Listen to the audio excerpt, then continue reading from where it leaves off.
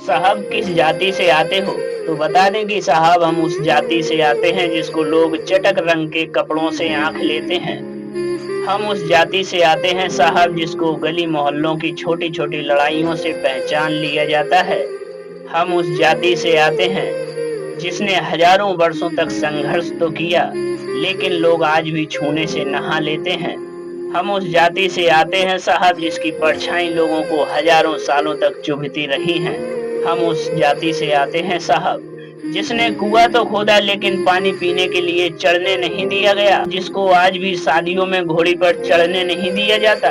हम उस जाति से आते हैं साहब जिसको चुनाव में बिकने वाला समझा जाता है। हम उस जाति से आते हैं जिसको चुनाव में दारूबाज कहा जाता है। हम उस जाति से आते हैं जिसने मंदिर तो बनाए परंतु मंदिर से दूर रखा गया। हम उस जाति से आते हैं जिसको लोग आज भी हरिजन कहते हैं, लेकिन हरि से दूर रखा गया। हम उस जाति से आते हैं जिसने महान बाबा साहब भीमराव अम्बेडकर को जन्म दिया। हम उस जाति से आते हैं।